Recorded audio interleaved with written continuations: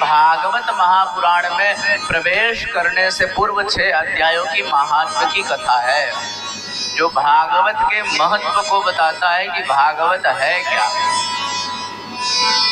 अब बहुत ध्यान से सुनिएगा।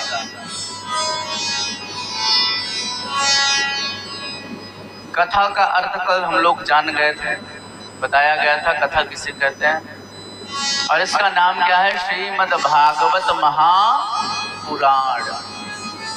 श्रीमद् मतलब क्या हुआ?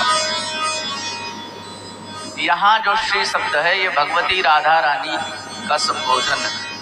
श्री कह करके मानो राधा रानी को स्पष्ट कर रहे हैं। और मद मतलब होता ऐश्वर्य, मद मतलब होता है ऐश्वर्य, जिसमें श्री जी के ऐश्वर्य के चरित्रों का वर्णन हो, वो क्या है? भागवत है।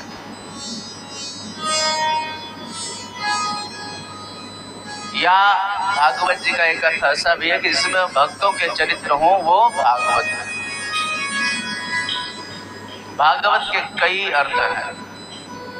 भ मतलब भक्ति, क मतलब ज्ञान, त मतलब तप, व मतलब वैराग्य, जिसमें भक्ति, ज्ञान, तप और वैराग्य की विशिष्टतम चर्चा की गई हो, वो ग्रंथ है भागवत। अच्छा, भागवत महापुराण में 12 स्कंद हैं और 335 अध्याय हैं। कितने स्कंद हैं? 12। जरा समझिएगा ये 12 स्कंद हैं क्या। शास्त्र कहता है पादौ यदीयो प्रथम द्वितीयो तृतीय तुर्यो कथितो यदूरु नाभिस्तथा पंचमेव षष्ठौ भुञ्जान्तरं दो कथनं कथान्यो कंठस्तु राजन्नवमौ यदीयो मुखारविन्दौ दशमौ प्रसन्नौ एकादशं यस्य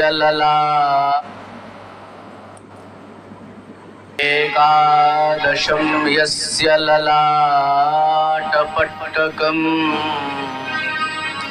शिरोऽपि यद्वादश एव भाति। जरा ध्यान से सुनिएगा।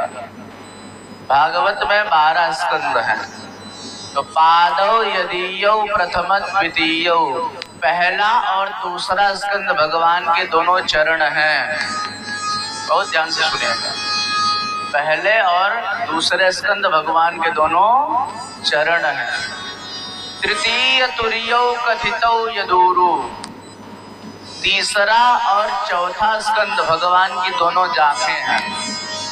नाभिस तथा पंचम एव षष्ठौ, नाभि और भगवान का उदर 5वां और 6वां स्कंद है।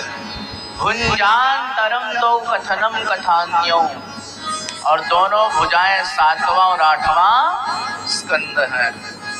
कंठस्तु राजन नवमौ यदीयो, भगवान का कंठ 9वां स्कंद है। मुखारविन्दौ दशमौ प्रसन्नौ, भगवान का मुखमंडल 10वां स्कंद है।